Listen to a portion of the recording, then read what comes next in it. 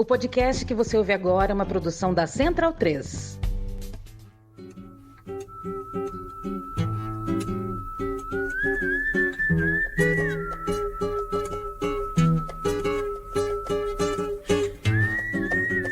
Salve, salve! Muito bem-vinda a mais uma edição do Central Cine Brasil, programa de número 221, para falar de Sem Coração. Eu, Paulo Júnior, bati um papo com o Tião, diretor do filme, em parceria com a Nara Normandi. O longa estreou em Veneza, em setembro de 2023, depois passou aqui pelo Festival do Rio, onde levou o Prêmio Félix de melhor filme, e chegou aos cinemas nesse abril de 2024. Sem Coração se passa no verão de 96, no litoral de Alagoas, onde a Tamara, aproveitando suas últimas semanas na Vila Pesqueira antes de estudar em Brasília, ouve falar de uma adolescente apelidada de Sem Coração por conta de uma cicatriz no peito. Aí a Tamara sente, naquele verão, uma grande atração por essa menina misteriosa. A Nara Normandi é alagoana, o Tião é pernambucano e eles lançaram em 2014 o curta de mesmo nome, Sem Coração, premiado em Cannes. Em 2008, o Tião tinha lançado seu curta Muro na Quinzena dos Realizadores e em 2016 ele estreou seu longa Animal Político. Já a Nara, em 2018, lançou Guaxuma, outro curta muito conhecido, outro curta que rodou muito, também tem seu ambiente, assim como Sem Coração, mantido para o longa de agora, com muitas referências e muitas coisas que a gente já conhecia do universo dos curtas. Vamos ouvir então a conversa com o Tião, co-diretor de Sem Coração, né? Dirigiu junto da Nara Normandi, bateu um papo comigo aqui no Central Cine para falar do filme que chegou aos cinemas. Vamos ouvir. Ô, Sem Coração! Sem Coração! Sem Coração! Quem é ela?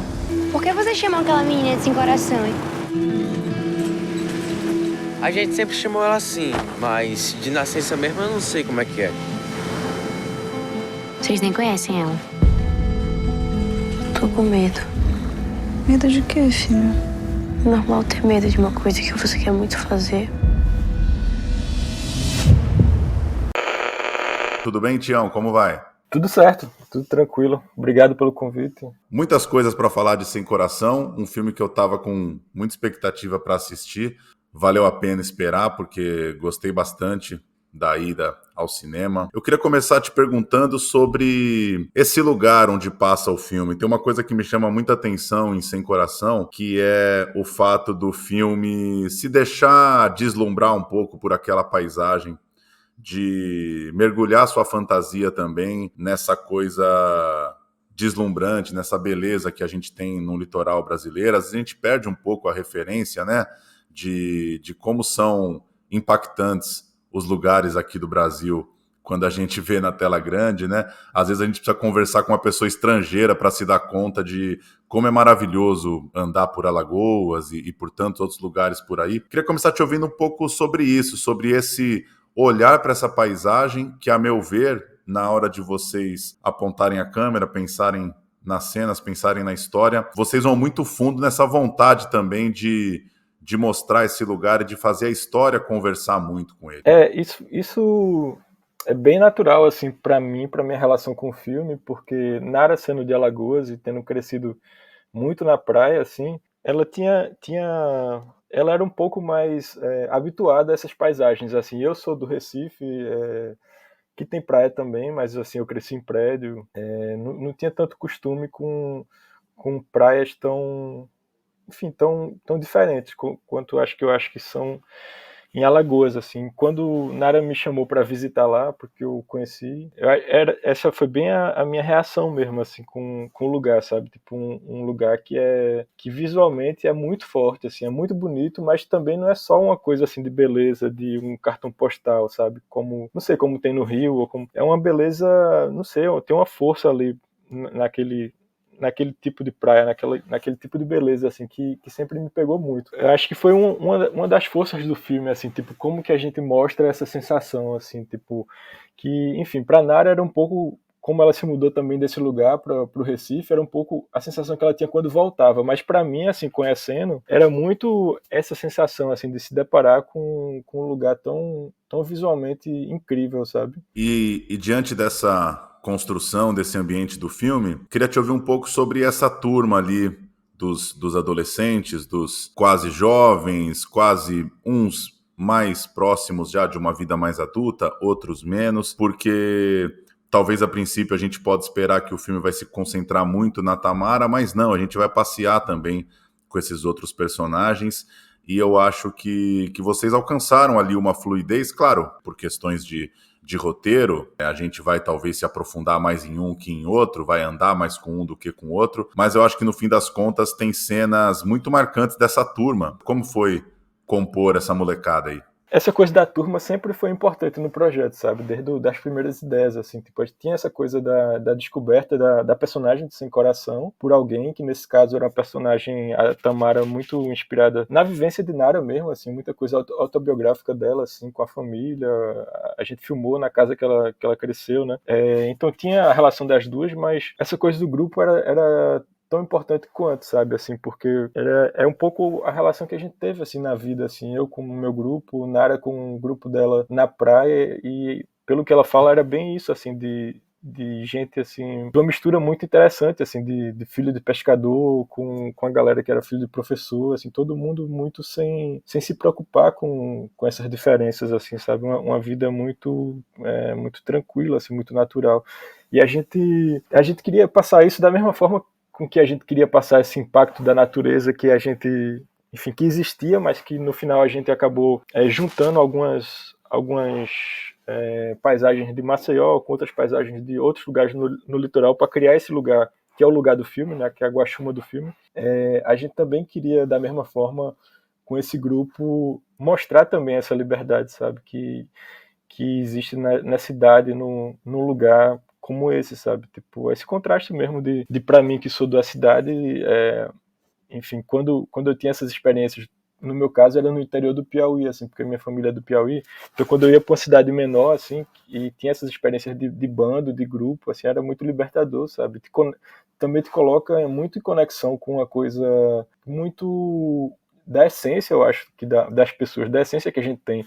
Quando a gente entra em contato com esse tipo de liberdade, que está no lugar e está também nessa vivência de grupo muito solta, muito livre de julgamento, enfim, de preocupações e muito focado assim naquela experiência do presente, daquele presente, eu acho que conecta a gente com quem a gente é de verdade, sabe? Sim, e uma coisa que eu acho interessante, o aspecto fantástico também do filme, toda essa camada que o filme tem de não se estabelecer só como um cinema realista, é entender como que isso reverbera, como que isso toca as questões, digamos, mais sérias do filme. Por exemplo, uma relação de contraste social entre Tamara e Sem Coração, que ela não precisa ser maniqueísta, ela não precisa ser firmada em fala, né? Obviamente a gente percebe que elas vivem realidades diferentes, cada uma na sua casa, cada uma com as demandas da sua família, mas isso não necessariamente precisa, né, ser levado à superfície o tempo inteiro para construir esse encontro. Como que você vê essa tensão social que está ali no filme, personagens de classes e realidades diferentes, mas que é construída com uma certa leveza, até pensando num cinema brasileiro como um todo, que muitas vezes precisa, né, pelas histórias às vezes mais duras, precisa forçar um pouco mais a mão nisso. Sim. A gente, durante todo o processo, a gente sempre quis respeitar muito as sensações que a gente tinha, assim, na cidade, sabe? Tipo, e também, pelo fato do grupo serem de adolescentes, a gente queria que as experiências passassem por essa visão. Então, a gente, enquanto autor e adultos, a gente tentava estar atento a não estar colocando sempre a nossa cabeça nos personagens, sabe? Mas tentar ser o mais justo e direto e sem julgamento com eles, o que dá para ser, assim. Então, para a gente era natural, por exemplo, a gente, quando era adolescente, tá com um grupo de amigos assim, e tá todo mundo igual ali, aí daqui a pouco você é convidado para a casa de um deles, aí você vê que é uma casa muito mais simples que a sua e que talvez falte algumas coisas ali. Então, o entendimento dessa diferença, ele se dá dessa forma sutil também, assim, e você vai tendo esse entendimento aos poucos, né? Na coisa do filme, pra gente era muito importante que a Tamara, ela tá passando por todo esse meio que turbilhão de coisas que ela vai aprendendo sobre ela mesma, sobre desejo, sobre o lugar, né? Com a coisa dela se mudar de lá, dela sair do lugar, ela vai ficando com energia mais sensível a analisar esse lugar e os amigos com outro tipo de olhar. Então a gente parte um pouco desse lugar assim mais natural, a gente não pensa muito sobre isso, para o entendimento crescente que ela vai tendo à medida que ela vai se aproximando da data que ela tem que sair dali. Então ela começa a ver esse lugar com um pouquinho mais de distanciamento, começa a entender um pouco melhor assim, o lugar dela, um pouco os privilégios que ela tem também, começa a ver que alguns amigos que ela ama muito, eles não vão ter as mesmas possibilidades dela, que ela tá um pouco assim, no começo ela tá no filme ali meio que de saco cheio de ter que falar sobre se mudar e tal, e depois ela fala, vai ser legal para mim também, pode ser que seja legal, enquanto os outros, assim, eles não têm muito essa possibilidade de escolha, né, assim, tem até um personagem do Binho que fala, talvez fosse legal para mim sair daqui, mas eu nem sei se ia conseguir voltar, também não sei se eu ia querer voltar no final. Então, ela vê que os amigos dela não tem muita possibilidade de escolha, assim, então... Mas a gente sempre quis colocar essa trajetória da forma mais natural possível, respeitando um pouco a experiência da idade. E não pensando tanto na gente, pensando mais nos personagens. E acho que isso pega também um pouco uma relação com as cenas que vão tratar de descobertas em relação à sexualidade. Acho que é uma coisa que é muito sensível para construir as cenas, né? O trabalho de vocês mesmo, de roteiro e de como filmar. Ao mesmo tempo que, como o próprio filme deixa claro em seu enredo, a gente tem uma sociedade que é muito conservadora, ainda que a gente esteja falando de um público de cinema ou de quem vai acessar esse filme, que a gente às vezes faz um recorte imaginando que são pessoas abertas a essa diversidade ou a essa conversa. Fiquei curioso para saber de você como foram as suas decisões a respeito da construção dessas cenas, a exposição maior ou menor de certos embates que tem a respeito de um menino que acaba sendo atacado na cidade, por exemplo, por conta disso. Enfim, a responsabilidade, né, de mexer nesse tema que ele é tão sutil, pelo menos a meu ver, eu acho que foi colocado de uma forma bastante cuidadosa assim, na construção das cenas e bastante também sob esse olhar, como você falou agora, dessa idade, né? Acho que a gente se identifica um pouco com o que é ter aquela idade. A gente queria sempre tentar ser honesto com as experiências da idade, assim, sem muito julgamento, assim, uma fase que a moral está se formando e é normal você experimentar e viver. Eu acho que você vai aprendendo com as experiências também. A gente imaginava um grupo que se acolhesse muito, assim, que fosse muito diverso, que mostrasse que é possível ter relações com pessoas que são muito diversas de uma forma muito natural e acolhedora e muito sem preconceito, sem julgamento. Ao mesmo tempo, a gente não queria que fosse um filme que fosse utópico demais e sabe, que a gente colocasse só no filme o que a gente espera que seja o mundo, sabe, e virasse meio que uma coisa que não existe, assim. Então eles têm que se confrontar tanto com a aceitação do grupo, mas também tem que se confrontar um pouco com o que existe, com a vida real, e que a gente sabe que é violenta em vários aspectos, desde da violência simbólica até a violência física. Assim, o Brasil é violento, o Nordeste é violento, Alagoas é super violento. Há algum tempo estava liderando o ranking de assassinatos de trans e homossexuais. Então, para a gente era importante também que a vida tivesse presente no filme dessa forma como ela é, assim. E de certa forma, o que a gente pode colocar assim, que a gente pode colocar no filme é que existe um pouco esse contraste assim entre uma aceitação do grupo, uma vivência, um acolhimento, uma realidade exterior e talvez um pouco mais ligada aos adultos, que é uma realidade que é pesada. Então você tem esse contraste, assim, tem o mundo lá fora também que é preciso lidar. De alguma forma a gente tentava colocar nas nossas decisões coisas que fossem representativas, tipo com o menino, por exemplo, o Binho, ele tem ele sofre uma abordagem homofóbica numa festa, mas ele também, a uma hora ele vai parte para cima, sabe? Tipo, e entra e extravasa um pouco a violência que ele sofre ali. Pra gente também era importante colocar essas coisas, assim, essas possibilidades e não ficar só no lugar de vítima, assim.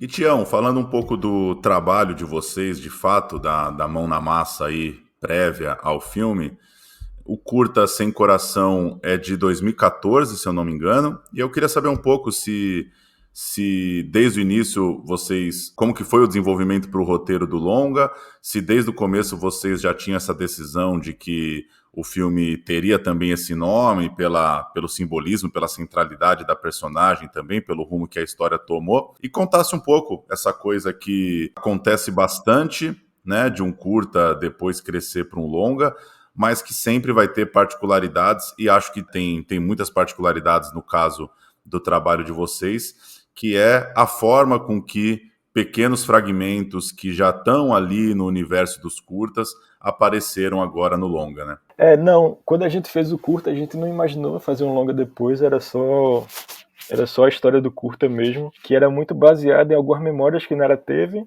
que Nara tinha, assim, que ela me contou, e assim, eu escutava achando a coisa mais incrível do mundo. Eu falei pra ela que a gente devia fazer um filme, porque tem uma personagem que é apelidada de Sem Coração, porque tem um marca-passo. Eu achava uma coisa muito forte, assim, tanto a ideia quanto a imagem, a coisa dela ir pra piscina também.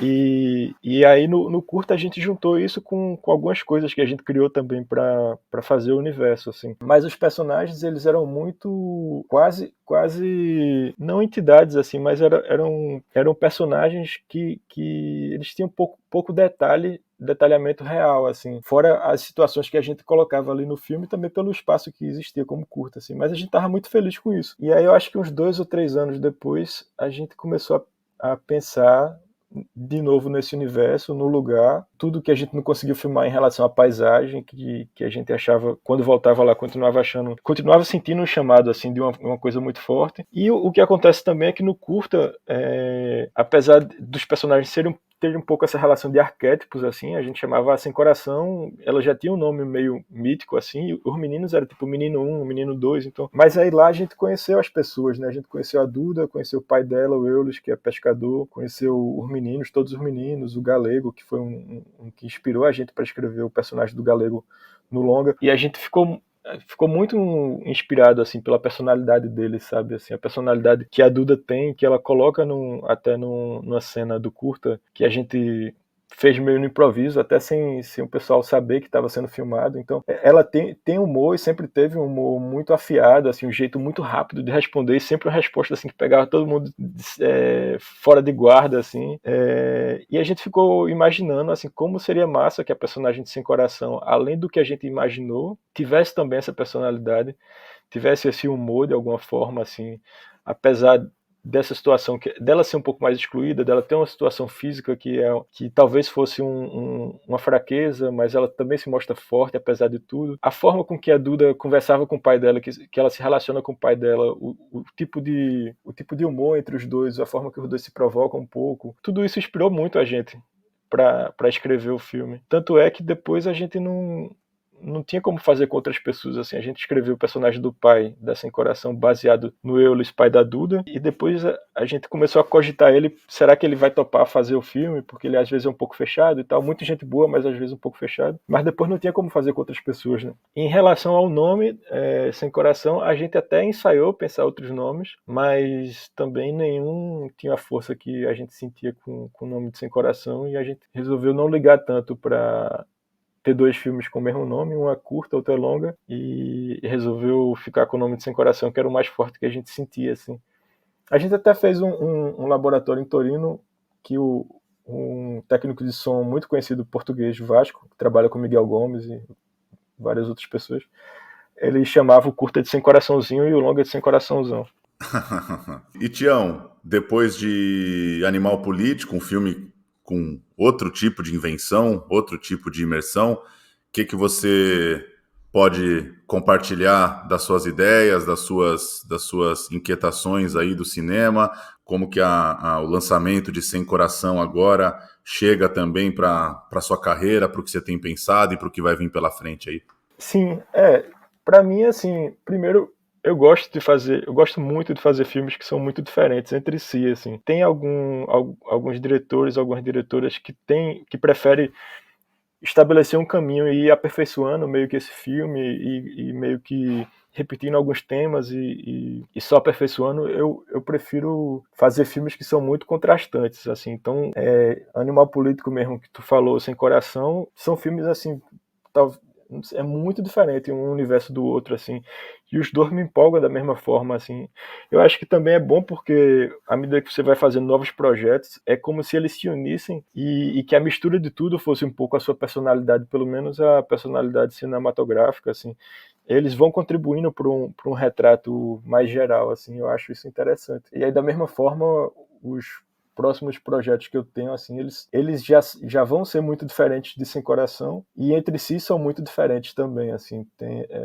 Tem dois principais que eu penso muito agora, que um talvez tenha um pouco mais de ligação, eu acho que eu vou fazer esse depois, que é um filme meio um pouco contemplativo, assim, no interior talvez do Piauí, interior do Nordeste, num tempo que é meio entre os anos 50 e 60, mas não é muito dito também. Uma coisa que tem um pouco mais a ver com a história da minha família, mas também com muita invenção, assim, em relação ao que existia na época e a coisas que eu vou criar também, como aspectos de folclore que não existem, que vão ser uma invenção, assim. E o outro, bem oposto, vai ser que eu acho que talvez eu faça primeiro, que eu estou escrevendo já, ele está um pouco mais sólido as ideias. É um thriller contemporâneo, mais perto do Recife, assim, não na cidade, mas um pouco fora da cidade do Recife. Mas é isso, são projetos que são muito diferentes, assim, e é o tipo de coisa que eu me animo a fazer, assim, quando são muito diferentes, assim. Também gosto muito de alguns cineastas que conseguem fazer isso, assim. Tipo, outro dia eu tava lembrando mesmo, se você pegar Kubrick quando fez, não comparando, assim, mas, enfim, só esse dado de fazer filme é muito diferente. Tipo, depois de Barry Lyndon, ele fez O Iluminado, assim. Como é que vai ser um filme mais diferente do outro, né? Assim, tipo, um filme de terror que era da mesma época que ele estava filmando, em comparação com um filme, sei lá, sobre a realeza, sobre um filme inglês, assim, de época, né? Eu gosto muito dessa abordagem, assim. Maravilha. Tião, valeu pelo papo, boa jornada aí com Sem Coração, que ele consiga chegar a muita gente, que ele siga circulando aí. Valeu, muito obrigado. Eu que agradeço o convite.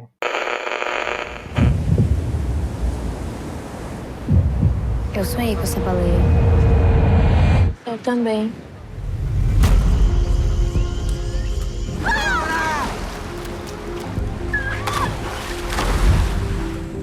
Será que um dia eu vou sair daqui? Conhecer outros lugares, gente nova, ser eu mesmo, sabe? Tu vai se mudar de vez mesmo, né? Qual o seu nome de verdade?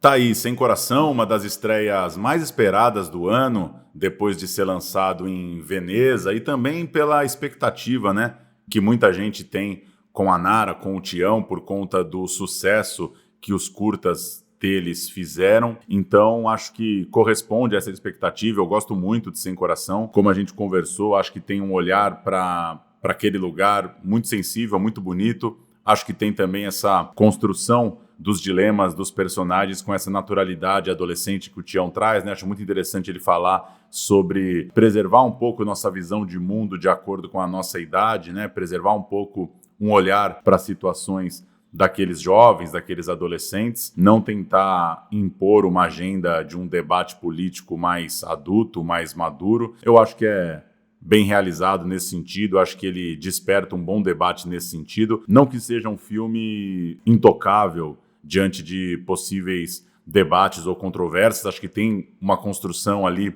em relação à homofobia, à sexualidade, à forma com que os personagens lidam com seus dilemas pessoais, sociais, com seus contrastes, mas eu acho que é um olhar muito genuíno, muito sincero sobre essa fase da vida, sobre essa reunião desses jovens numa praia lá no litoral de Alagoas, e que vale demais a conversa e vale demais o mergulho nesse jeito de olhar a história da Nara e do Tião, essa parceria que já estava mais do que celebrada com o curta Sem Coração. Aliás, quando eu perguntei para o Tião sobre os nomes, é porque acho que é um dos curtas mais celebrados do passado recente brasileiro, da última década, digamos assim. Então, de certa forma, manter esse longa, claro que eu estou falando dentro do ambiente de pessoas que acompanham festivais, que acompanham mais de perto a carreira dos realizadores brasileiros, manter o nome é, de certa forma, uma responsabilidade também por seguir com uma repercussão e com um nível de exigência e de excelência que o curta jogou. Depois Guaxuma também, o outro curta da Nara, segue com uma repercussão muito grande, rodou vários dos principais festivais do mundo. Então acho que são carreiras bem legais a gente seguir. Fico curioso para assistir os próximos filmes do Tião, como ele citou na conversa, 2 histórias aí em andamento, ele escrevendo para rodar em breve. Falar um pouco dos filmes que assisti aqui no Cinefute, o Festival de Cinema de Futebol, que teve sua 14ª edição acontecendo no Rio de Janeiro. A estreia foi com Doval, o gringo mais carioca do futebol, do Sérgio Rossini e do Federico Bardini, uma produção sobre um personagem muito, muito interessante. Doval é um argentino que jogou em 2 rivais lá na Argentina, no São Lourenço, e depois, quando volta, joga no Huracan. E aqui no Brasil, joga no Flamengo e depois tem uma passagem também pelo Fluminense. Mas mais do que isso, ele foi um cara que soube demais aproveitar a vida no Rio de Janeiro. Era um cara que desfilava ali em Ipanema, era de certa forma um galã da época. Era um cara, tem, né, inclusive uma namorada dele no filme contando que eles iam ao cinema praticamente todos os dias em Copacabana. Então, retrata um futebol de uma outra época. O Doval chega ali nos anos 60, depois ele chega a pegar o começo do Zico no Flamengo já nos anos 70. Tem até uma certa passagem de bastão na idolatria, né? Digamos que um Flamengo pré-Zico foi por muitas vezes um Flamengo do Doval. Então é um futebol de outro tempo, é uma cidade de outro tempo, mas é muito legal ver como um personagem carismático, muito engraçado, argentino, uma figuraça mesmo. Os áudios do Doval, ele se perde nas histórias que vai contar porque cai na gargalhada. Muito, muito interessante ver como uma figuraça dessa se tornou ídolo da torcida mais popular do Brasil. Depois eu pude finalmente ver as primeiras da Adriana Yanhes. Tinha vencido prêmio de melhor filme pelo público lá em Tiradentes, mas a sessão coincidiu com uma outra e eu acabei não conseguindo pegar. Depois também teve uma sessão muito bonita na Mostra de Tiradentes, versão paulistana, no Cinesesc. E agora tem essa primeira exibição no Rio de Janeiro, com a presença das primeiras, a presença das pioneiras, esse recorte que a Adriana pega, que a pesquisa também da Aira Bonfim pega, de selecionar ali algumas jogadoras de um início do futebol de mulheres no Brasil, ali nos anos 80, jogadoras essas que são a base da seleção brasileira que vai para uma primeira Copa do Mundo experimental em 88 na China. E a partir desse grupo de mulheres que seguem sendo muito próximas e seguem tendo uma afinidade, né, um humor muito parecido, são mulheres do subúrbio do Rio de Janeiro que preservam um certo papo de boleira, uma certa picardia, uma brincadeira ali, um carisma e um humor de fato muito elevados, muito legal, assim, muito divertida a sessão, a presença delas na sessão. Foi muito bonito assistir as primeiras com a presença delas. Eu gosto bastante do filme. É um documentário que pretende contar a história dessas mulheres acompanhando a vida delas hoje, né? Uma ali tocando sua vendinha, a outra tentando ser treinadora de futebol, cada uma ali tocando a vida, né? Nenhuma delas com a vida ganha, obviamente, todas elas na batalha aí. E a partir disso, a partir desse olhar para elas, refletir um pouco sobre as dificuldades que elas passaram para se tornar jogadoras e o que de certa forma elas sentem sobre o futebol de hoje, né? Sobre o legado que elas deixam como pioneiras, como primeiras, para um futebol que ainda tem suas dificuldades para as mulheres, é claro, mas que está a caminho de uma profissionalização cada vez maior, de uma estrutura cada vez maior. Mas é muito legal o olhar da Adriana de entrar na intimidade dessas mulheres hoje e, a partir daí, basear essas histórias, apresentar para a gente esse grupo de mulheres que segue muito próximo. É um filme sobre amizade, né? Sobre afeto, sobre como elas conseguem se apoiar, não só quando foram jogadoras, mas até hoje. E vou destacar também o encerramento da mostra, ficou com A Turma do Maestro Júnior, filme do Daniel Furiati Zrolevich e do Rafael Vieira, um retrato, né, do Maestro Júnior, do grande Júnior, um dos maiores jogadores da história do Flamengo, um dos grandes jogadores da história da seleção brasileira também, comentarista na TV Globo há muito tempo. Interessante ver como o Cinefute consegue ser essa plataforma, né, essa janela para essa exibição dos filmes de futebol. Inclusive, na homenagem ao diretor Pedro Asbeg, foi exibido a série sobre os Garotos do Ninho, né, a série de 3 episódios, produção da Netflix, foi exibida também no festival, e o Pedro trouxe uma coisa muito interessante, de como nesses 14 anos o Cinefute não só é uma janela de distribuição para esses filmes, né, de exibição para esses filmes, como também é uma motivação para esses filmes, porque muita gente tinha e tem interesse de fazer filmes com a temática do futebol no Brasil, e saber que tem um festival para você passar esses filmes motiva demais. Acho que é o caso bastante de Doval, de A Turma do Maestro Júnior, filmes que a gente sempre torce para ter bastante espaço em outros festivais por aí, mas que saber que o Cinefute vai ser uma oportunidade de estreia para eles é muito legal, é um conforto, é um acolhimento para esse cinema de futebol aqui no Brasil e que reverbera também no mundo inteiro, né? É uma rede de festivais de filmes de futebol pelo mundo, vários deles que surgiram inspirados, inclusive, pelo próprio Cinefute brasileiro. Virada de mês, nessa quinta-feira, 2 de maio, estreiam Veríssimo, do Ângelo Defante, filme que a gente tratou há algumas semanas aqui no programa, um olhar sobre o Luiz Fernando Veríssimo, à época prestes a completar 80 anos, e também Férias Trocadas, comédia do Bruno Barreto, com Edmilson Filho, Clara Castanho, entre outros, as estreias desse início de maio. E registrar que a Cinemateca do MAN, no Rio de Janeiro, tem durante todo o mês de maio a mostra Percepções da Cinefilia anos 70, programação montada a partir das listas de críticos para os melhores filmes da década de 70. Vão ser exibidos, por exemplo, O Amuleto de Ogum, do Nelson Pereira, Mar de Rosas, da Ana Carolina, São Bernardo, de Leon Hirschman, Memórias de um Estrangulador de Louras, do Júlio Bressani, Bang Bang, de Andrea Tonati, Sem Essa Aranha, do Sganzella, entre outros. Bonita seleção e ótima oportunidade, um filme por dia na Cinemateca do MAN, entrada gratuita, claro, para conferir o que de melhor aconteceu no cinema dos anos 70. Central Cine Brasil fica por aqui, toda quinta-feira no seu tocador de podcasts, uma produção da Central 3, e você acompanha no Instagram Central Cine Brasil. Até semana que vem, tchau!